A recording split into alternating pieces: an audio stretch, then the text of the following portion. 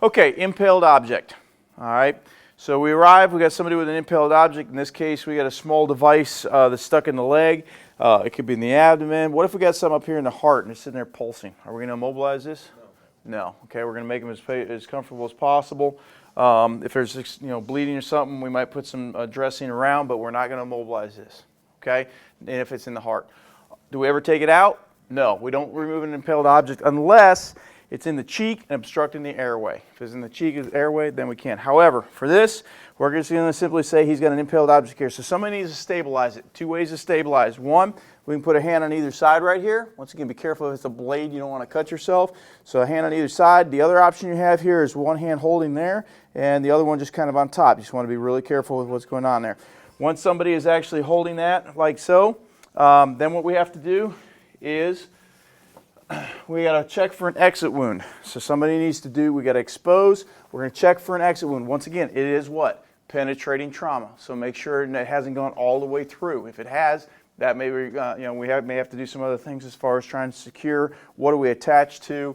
Can we move them? Can we not? Can it be cut off? There's a lot of variables here. But ultimately, we're checking for an exit wound. Okay, in this case, it is not. There's nothing there, so we're going to hold it here. So go ahead and have me somebody from the other side. I want you to stabilize this. You can either use two hands or you can use one hand above and below. Then from there, we're going to get multi-trauma dressings. Okay, and the first thing I want to do is make sure that I've already checked so I don't have anything here, so I can go ahead and slide these under. I want one above and one below.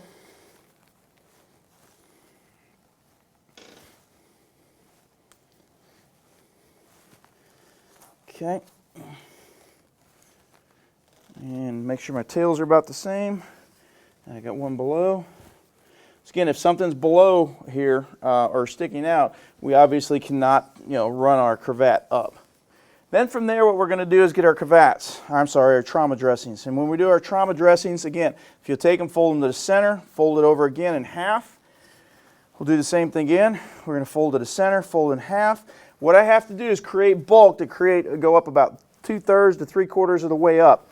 I'm going to fold this in half one more time. Do the same thing with this. When you put these on, you want to start with them in line with the body. If it's up here, in line, down here, in line. Okay, so in line with the body is how we're going to start this. When you place them, you do not place one and then the other. You place them at the same time. Okay, so I'm going to just keep your hands right there. I can take over, or he can just move his hand up. All right. So if I take over, that means he's going to have to get the cravats and fold them. But since they're here by me, I'm going to have him move his hand up. So go ahead and pull your hand out. I have it. Yep, he slides his hand out and brings that, and he's got it. All right.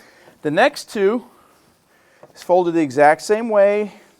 Once again, the leading edge, the single edge, what's going in the center, we're going to come the opposite direction. So we're literally doing like a Lincoln log maneuver. Okay, I have it. Got it. Hand over. All right, making sure that the screwdriver is not moving. Then I'm going to do the same thing again. Once again, the leading edge or the single edge, we're going to go back in line. And this continues until we get about 2/3 to 3/4 of the way up. In this case, we're going to say we're there. Once again, distal to proximal. We're going to go ahead, since we have these in place, we're going to put this together with a surgeon's knot right on top.